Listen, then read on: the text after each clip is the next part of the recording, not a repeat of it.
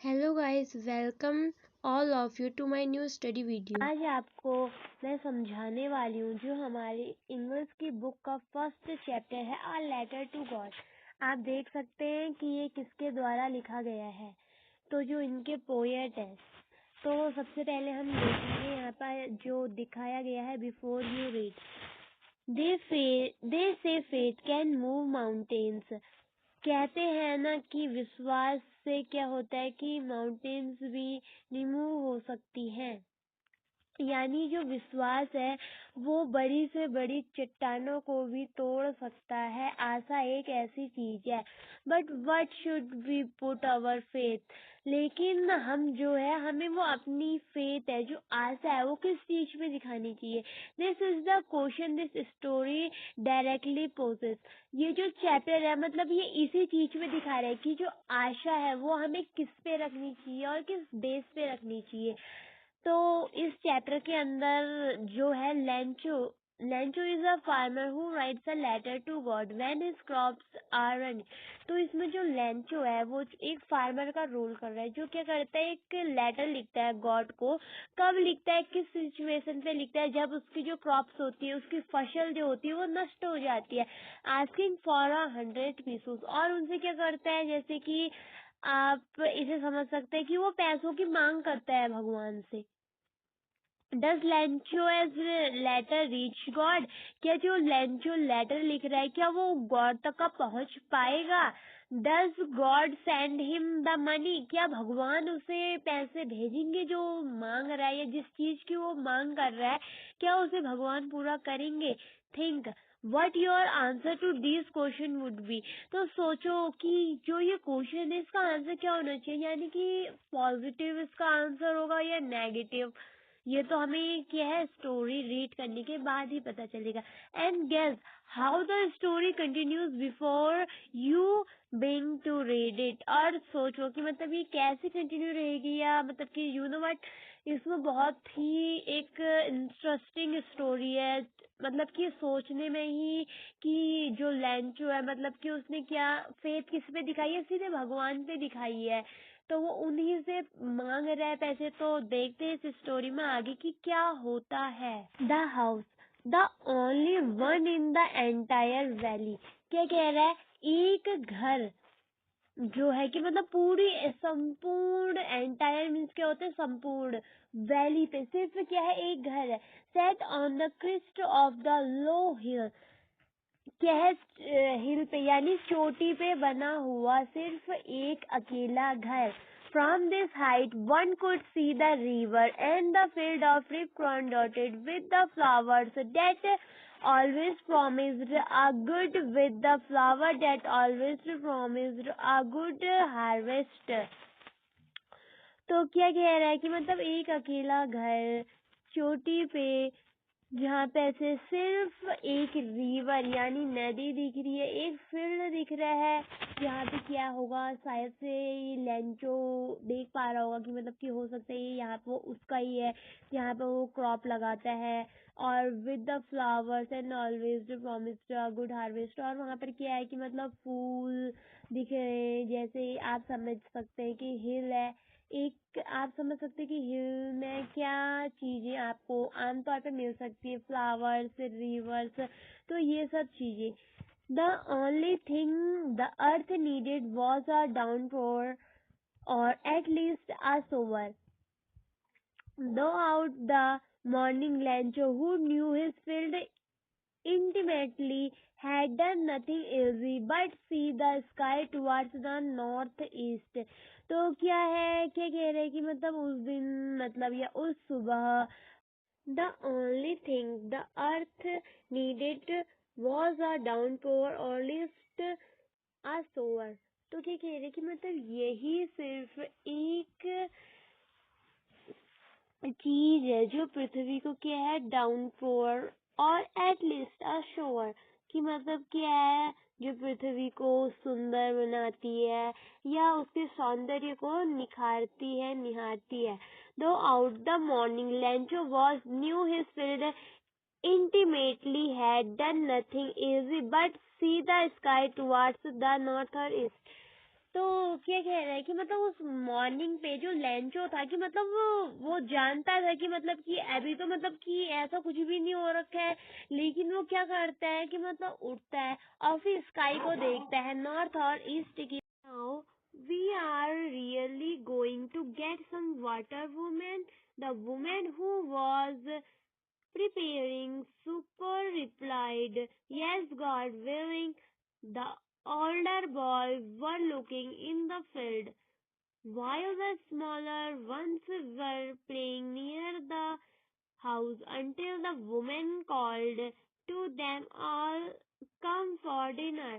तो यहाँ पे क्या हो रहा है कि मतलब वो लोग मतलब कि जो आसमान को देख रहे हैं नॉर्थ ईस्ट में, मतलब कि क्या होगा वहां पे ऐसा लग रहा होगा कि जैसे रेन आने वाली है, या जैसे कि जैसे खेती है, जैसे कि वो क्रॉप बो रहा है, तो उसमें सबसे ज्यादा इम्पोर्टेंट क्या है कि वाटर की टाइम पे मिल रही है। और लेकिन जैसे कि हम सभी जानते हैं कि मतलब कि जो फार्मर्स होते हैं वो मोस्टली रेन पर डिपेंड होते हैं कि मतलब बारिश आएगी और फिर सब कुछ सही हो जाएगा। तो शायद से यहाँ पे जो वुमेन है वो लेंचो की वाइफ को कहा गया है कि मतलब वो कह रही है मतलब कि वो लोग जो है वो थिंक कर रहे हैं कि मतलब कि अब क्या है, रेन होने वाली है, तो यहाँ पे इतने सारे क्लाउड्स आ रखे हैं।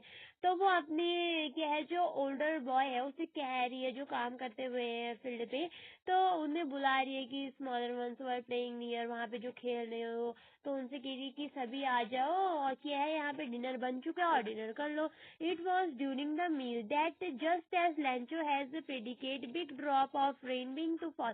तो जैसे ही मतलब कि वो लोग मीन मतलब कि खाना जो उसका शायद से एक लेने वाले थे, तो वहाँ पे एक बड़ी सी पानी की बूंद गिर जाती है आसमान से। In the north east huge mountains of clouds could be seen approaching. तो फिर वो लोग देखते कि मतलब कि जो नॉर्थ ईस्ट की बड़ी बड़ी चट्टाने हैं वहाँ पे जो है कि बड़े बड़े बादल आ चुके हैं। The air was fresh and sweet, जो हवा थी वहाँ पे मतलब कि बहुत ही फ्रेश और स्वीट चल रही थी, सुहावनी। The man went out for no other reason than to have the pleasure of feeling the rain on his body, and when he returned her exclaimed।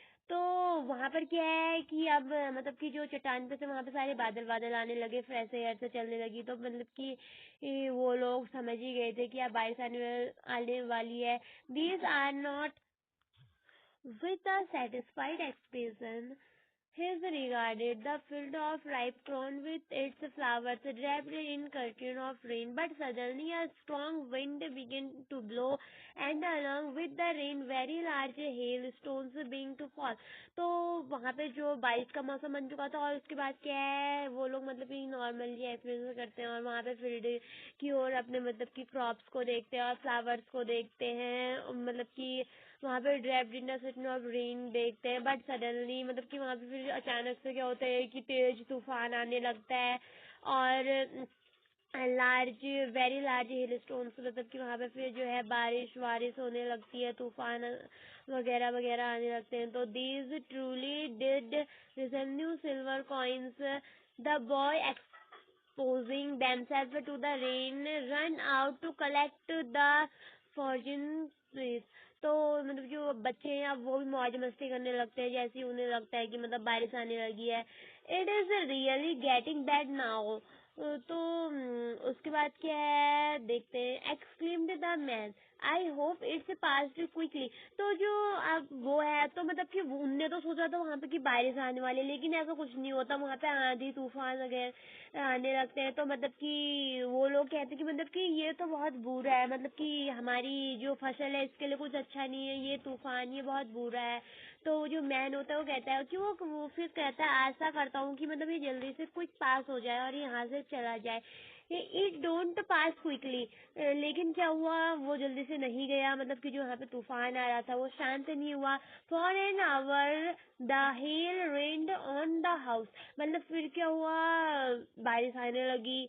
The garden the hill side the conflict on the whole valley. वहाँ पे फिर क्या है मतलब कि ठंडा मौसम बारिश की वजह से तो ऐसे सब होने लगा। The field was white.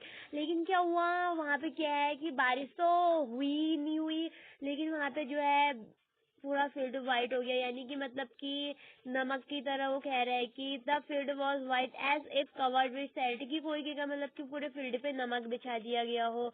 Not a leaf remained on the tree, किसी भी पेड़ पे एक पत्ता नहीं रहा। The corn was totally destroyed, और जो उसने मक्का की खेती करी थी वो पूरी तरह से बर्बाद हो गई थी। The flowers were gone from plants, जो पौधों पे फूल लगे हुए थे वो झड़ गए। Lencho's soul was filled with sadness, जो लेंचो की आत्मा थी वो पूरी तरह से दुखी हो गई। When the storm has passed, जब मतलब भवंडर कहते हैं जिसे, मतलब कि स्टॉर्म मीन्स होता है कि बहुत सारी हवाएं, मतलब जो तेज तेज आंधी होती है, वो जब पास्ड हो गई यानी कि वो जब बीत गई। He stood in the middle of the field, वो मतलब कि अपने खेतों के बीच में गया। And said to his son, अपने सन से बोला, a plague of locusts would have left more than this here has left nothing, मतलब कि जो भी अभी ये हुआ कि इसमें तो अब हमारा कुछ भी नहीं बचा, जो है सब कुछ लेफ्ट हो गया। This year we will have no corn, और कह रहे कि मतलब अब तो इस साल हमारे पास कुछ खेती भी नहीं, यानी कि उनकी जो मक्का की खेती थी वो भी सब तबाह हो गई थी।